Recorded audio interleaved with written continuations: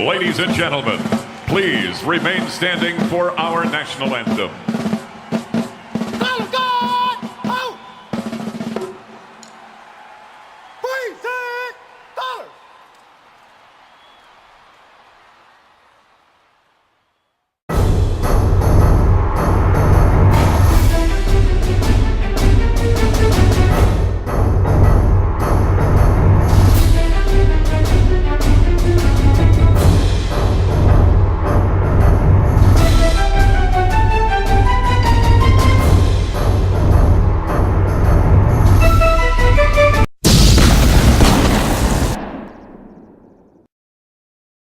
That flag represents what it's supposed to represent, and this country is representing people the way that it's supposed to, I'll stand. Well, that was San Francisco 49ers quarterback Colin Kaepernick explaining why he says he will not stand for the national anthem. The internet, as you know by now, has exploded over the decision to sit, including fans setting fire to Kaepernick's jersey.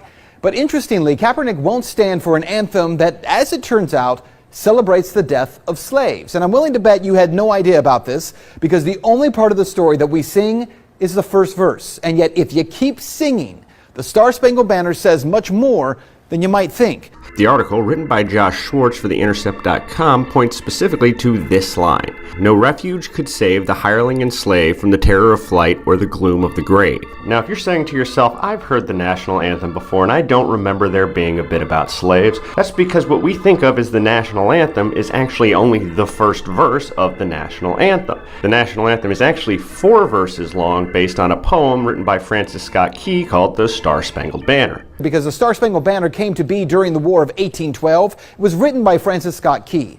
The War of 1812 was a war in which the United States attempted to take Canada from the British Empire.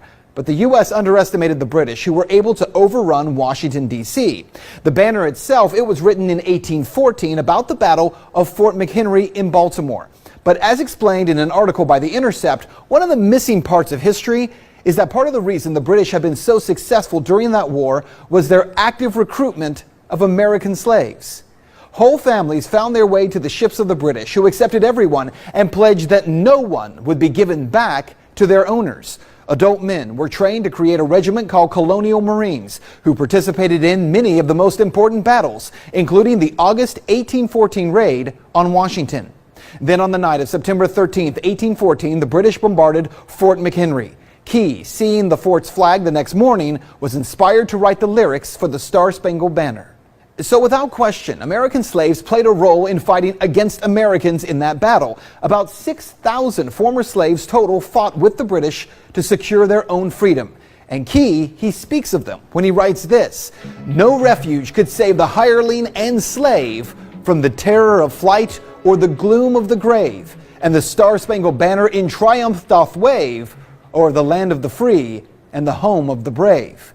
Which candidly turns the anthem as we know it on its head. See, for those slaves, this was not a land of the free.